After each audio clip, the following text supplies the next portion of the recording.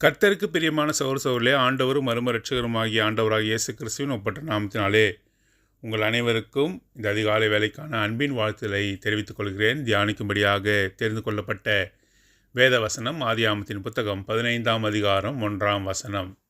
ஆதியாகமத்தின் புத்தகம் 15ஆம் அதிகாரம் 1ஆம் வசனம். என்னோடு கூட உங்களுடைய வேதாகமத்தை திருப்பி வாசியுங்கள்.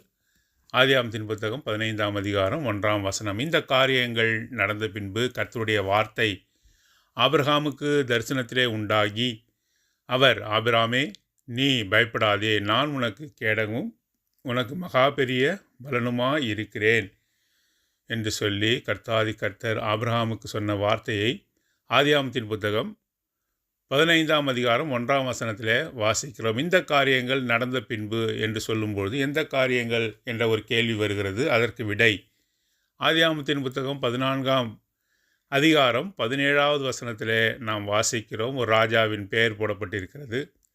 கெதர்லா கோமேர் என்ற அந்த ராஜா 4 ராஜாக்களை அவன் கூட்டிக் கொண்டு சோதோமின் ராஜாவுக்கு எதிராக படையெடுத்து போகிறான். சோதோமின் ராஜா அவனோடு கூட இருந்த 5 ராஜாக்களும் தோற்றார்கள். ஆகவே சோதோமினுடைய சொத்துக்களையும் அங்கே தங்கியிருந்த லோத்து முதலான மிக முக்கியமானவர்களையும் அவன் சிறைப்படுத்தி கொண்டு போய்விட்டான் என்று சொல்லி வாசிக்கிறோம்.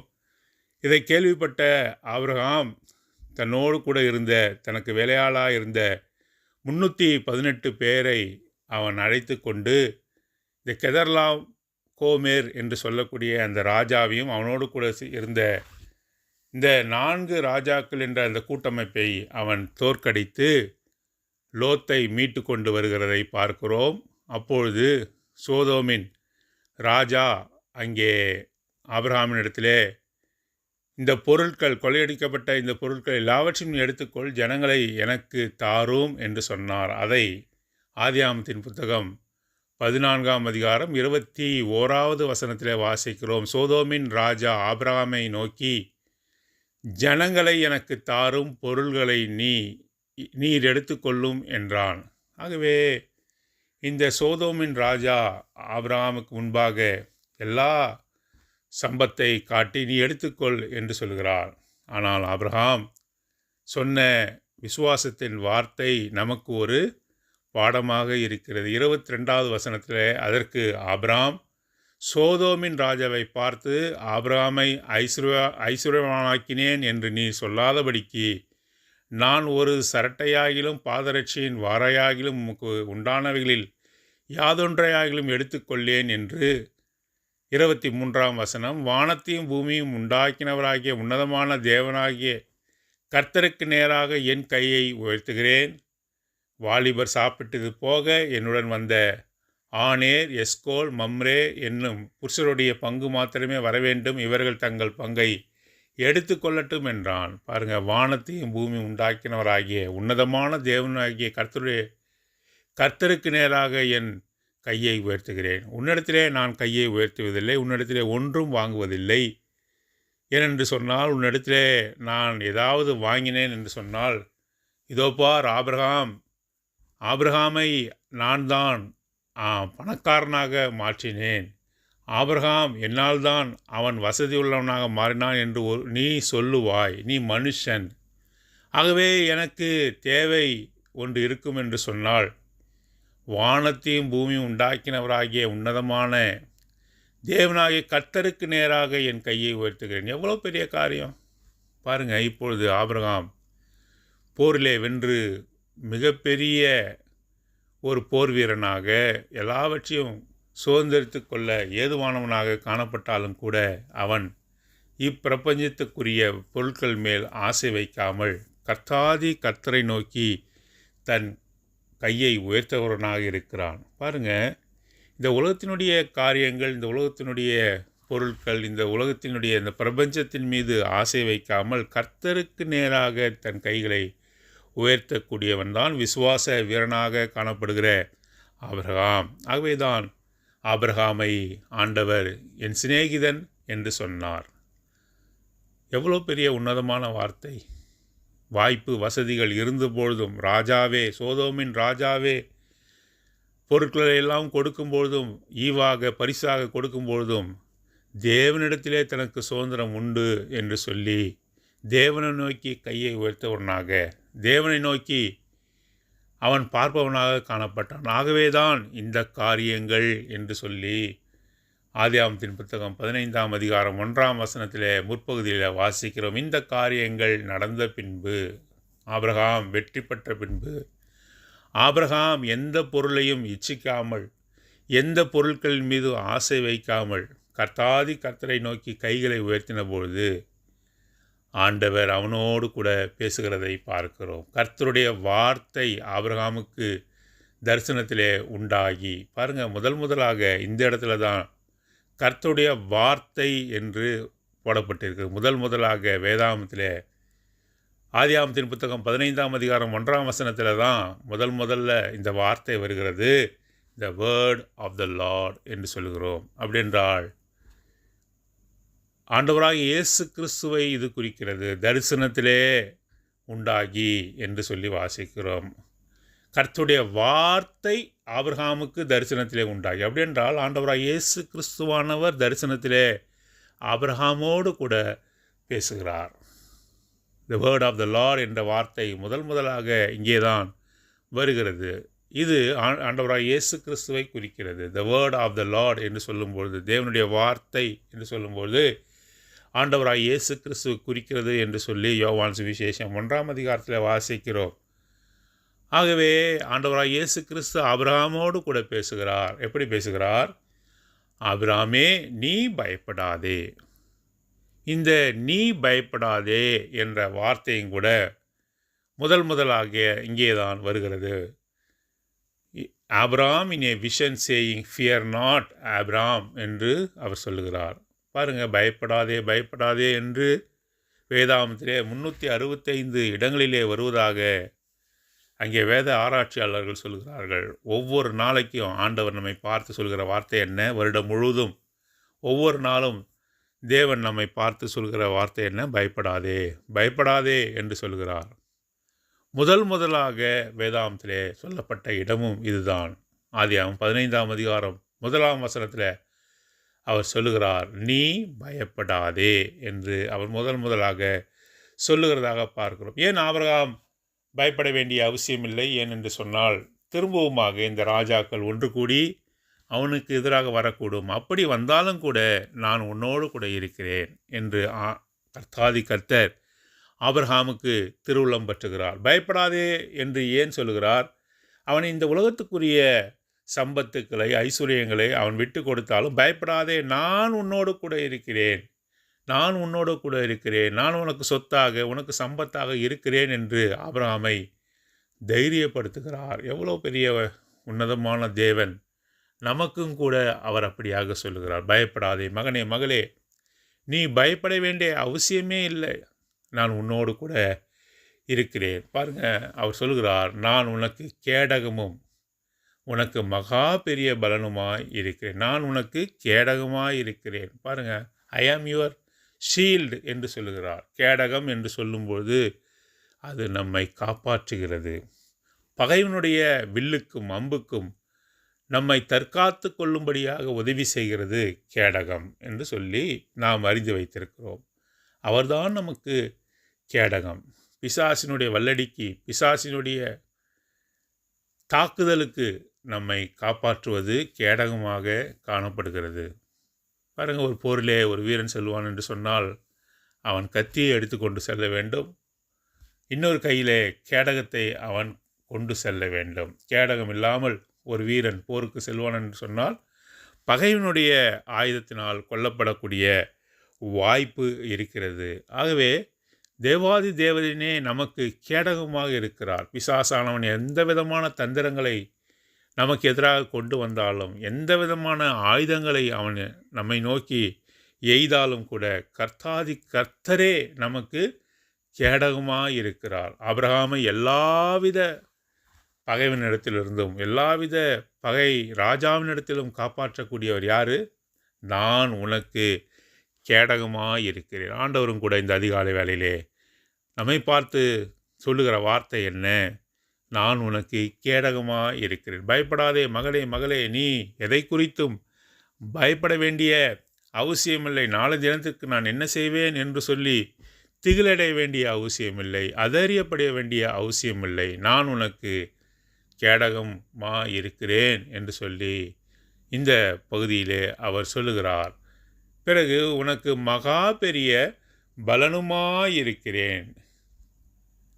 ஐ am thy shield and thy exceeding great reward என்று சொல்லுகிறார். நான் உனக்கு மகா பெரிய பலனுமாய் இருக்கிறேன் என்று சொல்லுகிறார். பாருங்கள், இந்த கிங் ஜேம்ஸ் வெர்ஷன் என்று சொல்லக்கூடிய ஆங்கில வேதாகமத்தை தான் நாம் படிக்க வேண்டும். அது கொஞ்சம் கடினமாக இருந்தாலும் கூட இந்த கிங் ஜேம்ஸ் வெர்ஷன் என்ற இந்த வேதாகமத்தை தான் நாமும் நம் பிள்ளைகளும் படிக்கும்படியாக செய்ய வேண்டும். ஏனென்று சொன்னால் பாருங்கள், உனக்கு மகா பெரிய பலனுமாயிருக்கிறேன். தை எக்ஸீடிங் கிரேட் ரிவார்ட்.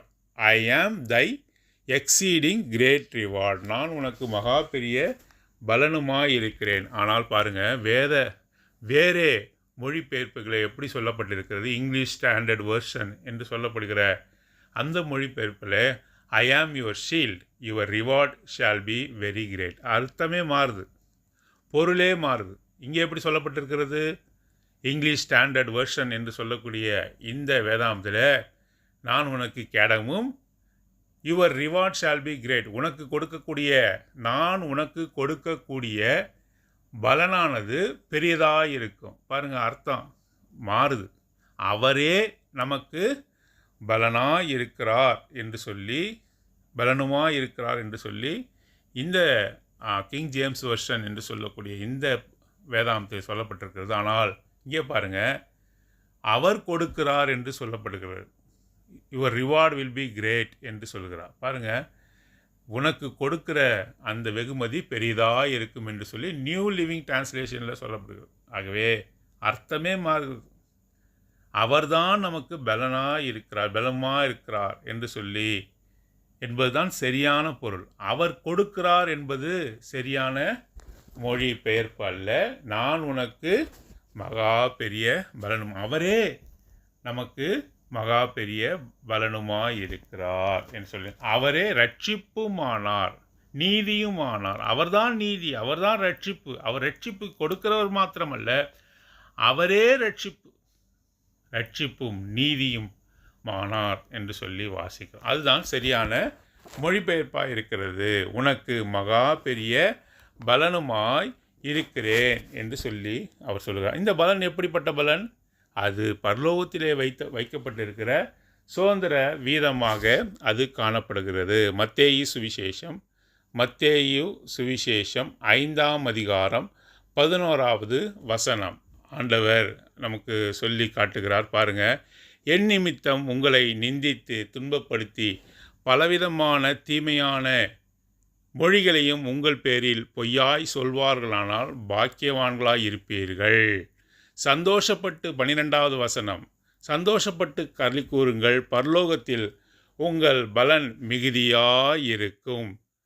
பாருங்கள், your reward in heaven shall be great என்று சொல்லுகிறார். உங்களுடைய பலன் பரலோகத்திலே மிகுதியாக இருக்கும். கர்த்தர் கொடுக்கிற பலன் எப்பொழுதுமே அது பரலோகத்துக்குரியது.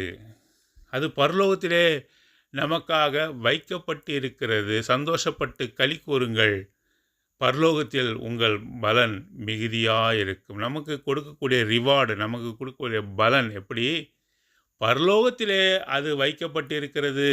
அதை குறித்தே நாம் சிந்தித்து கொண்டிருக்க வேண்டும். அவருடைய அறிவின் மேன்மைக்காக எல்லாவற்றையும் குப்பை என்றும் நான் உணர்கிறேன், நான் சொல்கிறேன் என்று சொல்லி அப்போஸ்தலனாகிய பவுல் சொல்லுகிறார். ஆகவே கர்த்தரை அறிந்து கொள்வதும் நமக்கு வைக்கப்பட்டிருக்கிற சுதந்திர வீதத்திற்காகவும் இந்த உலகத்தில் இருக்கிற காரியங்கள் எல்லாம் குப்பையை போல இருக்கிறது என்று சொல்லி அப்போஸ்தலனாகிய பவுல் சொல்லுகிறார். அப்படிப்பட்ட சுதந்திரத்தை, அப்படிப்பட்ட பலனை நமக்கு கர்த்தர் பரலோகத்திலே வைத்திருக்கிறார். 1 பேதுரு 1ஆம் அதிகாரம் 3ஆம் வசனம், 1 பேதுரு 1ஆம் அதிகாரம் 3ஆம் வசனத்திலிருந்து ஒரு சில வசனங்களை வாசிக்கிறேன். நம்முடைய கர்த்தராகிய இயேசு கிறிஸ்துவின் பிதாவாகிய தேவனுக்கு ஸ்தோத்திரம் உண்டாவதாக. அவர் இயேசு கிறிஸ்துவை மரித்தோரிலிருந்து எழுந்ததினால் அழியாததும் மாசற்றதும் வாடாததுமாகிய சுதந்திரத்துக்கு ஏதுவாக ஜீவனுள்ள நம்பிக்கை உண்டாகும்படி தமது மிகுந்த இரக்கத்தின்படியே நம்மை மறுபடியும் ஜெனிப்பித்தார். இங்கே வாசிக்கிறோம்ல, அழியாததும் மாசற்றதும் வாடாததுமாகிய சுதந்திரத்திற்கு ஏதுவாக inheritance incorruptible and undefiled to an inheritance incorruptible and undefiled and that fadeth not away என்று சொல்லி வாசிக்கிறோம். Reserved in heaven for you, reserved in heaven for you, உங்களுக்காக பரலோகத்திலே அழியாததும் வாடாததும் மாசற்றதுமான சுதந்திரம் வைக்கப்பட்டிருக்கிறது. அதைத்தான் ஆபிரகாமுக்கு தேவன் தந்தார். அதைத்தான் ஆபிரகாம் நாடி விரும்பினான். ஆகவேதான் அங்கே சோதோமின் ராஜா கொடுத்த அந்த பலனை, வெற்றியினுடைய சிறப்பை அவன் ஏற்றுக்கொள்ளவில்லை. வானத்தையும் பூமியும் உண்டாக்கின பரலோகத்தின் தேவனை நோக்கி அவன் தன் கைகளை உயர்த்தினான். இந்த அழியாததும் வாடாததும் மாசற்றதுமான பரலோகத்தில் வைக்கப்பட்டிருக்கிறதுமான இந்த சுதந்திரத்துக்கு ஏதுவாக அவன் தன் கைகளை அவன் ஏறெடுத்தான் என்று சொல்லி வாசிக்கிறோம். ஆகவேதான் எபிரேயர் 11ஆம் அதிகாரத்தில் விசுவாசத்தின் பட்டியலிலே ஆபிரகாம் இடம்பெற்று அவனை குறித்து சொல்லப்பட்டிருக்கிறது. அவன் தான் போகிற தேசம் என்னதென்று அறியாத இருந்தும் கூட விசுவாசத்தினால் கர்த்தர் அழைத்த இடத்திற்கெல்லாம் போனான் என்று சொல்லி அங்கே போடப்பட்டிருக்கிறது. 1 பேதுரு 1ஆம் அதிகாரம் 5ஆம் வசனம், கடைசி காலத்திலே வெளிப்பட ஆயத்தமாக்கப்பட்டிருக்கிற ரட்சிப்புக்கு ஏதுவாக விசுவாசத்தை கொண்டு தேவனுடைய பலத்தினால் காக்கப்பட்டிருக்கிற உங்களுக்கு அந்த சுதந்திரம் பரலோகத்திலே வைக்கப்பட்டிருக்கிறது. அந்த சுதந்திரம் பரலோகத்திலே வைக்கப்பட்டிருக்கிறது. கர்த்தராகிய தேவனுடைய பலத்தினால் காக்கப்பட்டிருக்கிறது. அந்த பலன் உங்களுக்காக வைக்கப்பட்டிருக்கிறது என்று சொல்லி நாம் பார்க்கிறோம். ஆகவேதான் அழியாததும் வாடாததும் மாசற்றதுமாக இருக்கக்கூடிய கர்த்தருடைய பலத்தினால் வைக்கப்பட்டிருக்கிற அந்த ரிவார்டை நோக்கி, அந்த பலத்தை நோக்கி ஆபிரகாம் எப்படி காத்து கொண்டு இருந்தானோ, ஆபிரகாம் எப்படி மற்ற எல்லாவற்றையும் வெறுத்து அதற்காகவே அவன் ஜீவித்தானோ, அதை போலவே நாமும் கூட இருக்க வேண்டும் என்று சொல்லி இந்த அதிகாலை வேளையிலே தேவன் நமக்கு உணர்த்துகிறார். ஆகவே நானே உனக்கு மகா பெரிய பலனுமாய் இருக்கிறேன். ஐ ஆம் தை கிரேட் ரிவார்டு. பாருங்கள், இது மிகப்பெரிய வார்த்தை. ஐ ஆம் தை கிரேட் ரிவார்டு. உனக்கு வேறு எந்த ஒரு பெரியதான காரியம் உனக்கு கிடைக்கப் போவதில்லை. எல்லாவற்றை காட்டிலும் சிறந்தது எது? தேவாதி தேவனே உன் பட்சத்தில் இருக்கிறார். அதுதான் உனக்கு கொடுக்கப்படுகிற மிகப்பெரிய பரிசு என்று வாசிக்கிறோம். மிகப்பெரிய பரிசு நமக்கு எது? தேவாதி தேவனே நம் மண்டையில் இருக்கிறார், நம் பக்கத்தில் இருக்கிறார். அவரே நமக்கு கேடகமாக இருக்கிறார். அவரே நமக்கு மகா பெரிய பலனுமாய் இருக்கிறார். அவர்தான் he is our exceedingly great reward, the exceeding great reward. சாதாரணமாக அதை சொல்லலை, ஆங்கிலத்தில் எக்ஸீடிங் கிரேட் ரிவார்ட், மகா பெரிய பலனுமாய் இருக்கிறேன். அந்த பலன்தான் தேவாதி தேவன் என்று சொல்லி வாசிக்கிறோம். அவர் நம் பட்சத்தில் இருக்கிறார், நம் பிதாவாக இருக்கிறார், நம்மோடு கூட இருக்கிறார். அவர் பரலோக சுதந்திரத்தை தரும்படியாக அவர் நம்மோடு கூட இருக்கிறார். முதல்ல அவரே மகா பெரிய பலனுமாய் இருக்கிறார் என்று சொல்லி வாசிக்கிறோம். ஆகவே நாம் கேட்ட உதாரணம் தான் அங்கிள் கூட அடிக்கடி சொல்லுவார். ஒரு பிறந்தநாள் சமயத்தில் ஒருவருக்கு பிறந்தநாள், அப்பொழுது அவருக்கு அநேக பரிசு பொருட்கள் வந்தது இல்லையா, கேள்விப்பட்டிருக்கிறோம். அநேக பரிசு பொருட்கள் அவருக்கு கொடுக்கப்படும். பிறந்த நாளிலே பரிசு பொருட்கள் கொடுப்பார்கள். அநேகர் கொடுத்தார்கள். அவருடைய சிறு பிள்ளை, சிறு குழந்தை என்ன செய்தது?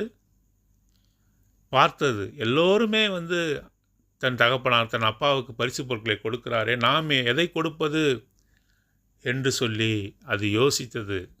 அது என்ன செய்தது? அந்த குழந்தை, ஞானமுள்ள அந்த குழந்தை என்ன செய்தது?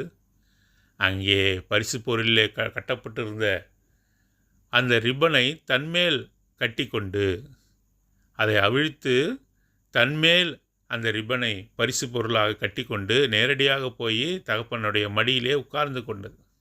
அதனுடைய அர்த்தம் என்ன? அப்பா, நானே உங்களுக்கு பரிசு பொருள், நானே உங்களுக்கு பரிசு பொருள். இந்த எல்லா பரிசு பொருட்களை காட்டிலும் நானே உங்களுக்கு பரிசு பொருள். அவங்க அப்பாவுக்கு எவ்வளோ சந்தோஷமாக இருந்திருக்கும். எல்லா பரிசு பொருட்கள் யார் கொடுத்திருந்தாலும், எவ்வளோ பெரிய உயர்ந்த மனிதர்கள் அவர்கள் அவருக்கு பரிசு பொருட்களை கொண்டு வந்திருந்தாலும் கூட, அவருக்கு மிகுந்த சந்தோஷத்தை எது கொடுத்துருக்கோம்? தன் மகளே தனக்கு ஒரு பரிசு பொருளாக தன்னை ஒப்பு கொடுத்தது அவருக்கு எவ்வளவு சந்தோஷத்தை கொடுத்துருக்கும். அதே போல் சந்தோஷத்தை தான் ஆபிரகாமுக்கு தேவன் கொடுத்தார். நானே உனக்கு மகா பெரிய பலனுமாய் இருக்கிறேன். நானே உனக்கு மகா பெரிய பலனுமாய், அவரே எனக்கு அவர் மகா பெரிய பலனுமாய் இருக்கிறார். ஐ am Thai exceeding great reward. எப்படிப்பட்ட ஒரு வார்த்தை பாருங்கள். கடைசியாக ஒரு வார்த்தை வாசிக்கலாம். சங்கீதங்களின் புத்தகம் 142வது சங்கீதம். சங்கீதங்களின் புத்தகம் 142வது சங்கீதம் 5ஆம் வசனம். கர்த்தாவே, உம்மை நோக்கி கூப்பிடுகிறேன், நீரே என் அடைக்கலமும் ஜீவனுள்ளோர் தேசத்தில் என் பங்குமாயிருக்கிறீர் என்றேன். பாருங்கள், ஆதியாகமம் 15:1 கர்த்தர் சொல்லுகிறார், நான் உனக்கு கேடமும் உனக்கு மகா பெரிய பலனுமாய் இருக்கிறேன் என்று சொல்லி கர்த்தர் சொல்லுகிறார். அதற்கு தாசனாகிய சங்கீதத்தை எழுதின இந்த தாசன் சொல்கிற காரியம் என்ன? திரும்பவுமாக அவருக்கு பதில் சொல்லுகிறார். நாமும் கூட அப்படி தான். கர்த்தர் நம்மை பார்த்து, நான் உனக்கு கேடகமும் மகா பெரிய பலனுமாய் இருக்கிறேன் என்று சொல்லும்பொழுது நாம் என்ன சொல்ல வேண்டும்?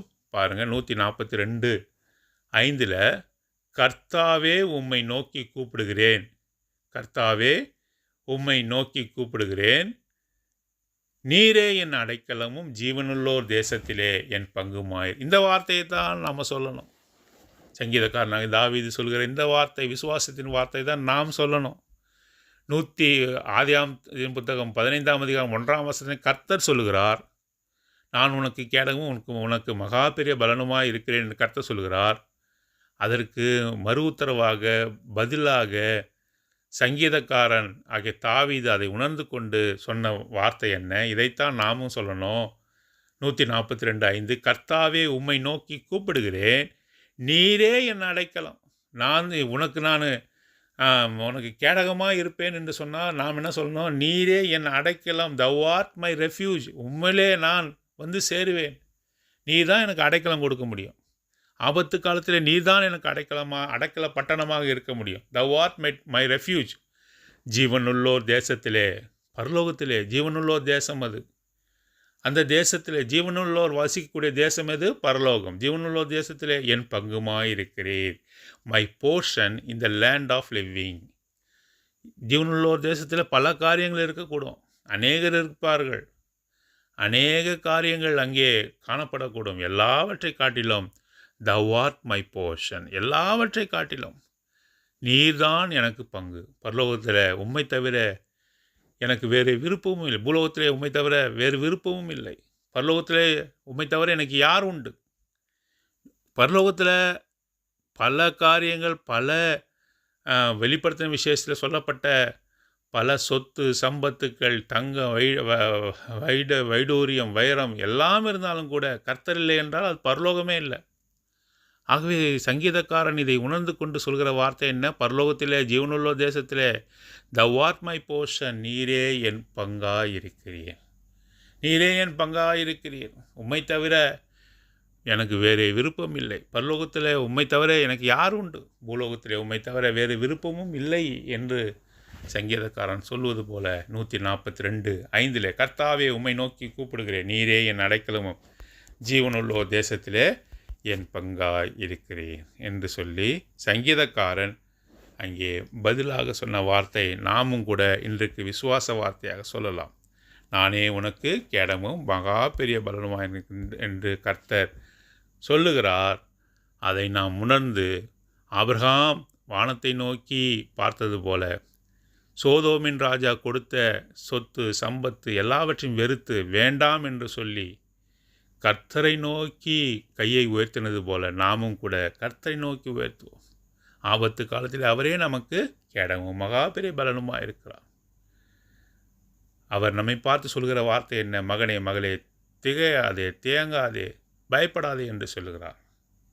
நாமும் கூட 142:5 கர்த்தாவே, உம்மை நோக்கி கூப்பிடுகிறேன், நீரே என் அடைக்கலமும் ஜீவனுள்ள தேசத்திலே என் பங்குமாய் இருக்கிறேன் என்று சொல்லி அவரிடத்திலே நாம் மறு உத்தரவு சொல்ல தேவன் தாமே நமக்கு உதவி செய்வாராக. அன்பும் கிருபையும் உள்ள பரலோக பிதாவே, இந்த அதிகாலை வேளை எங்களோடு கூட பேசின தயவுக்கா ஸ்தோத்திரம்.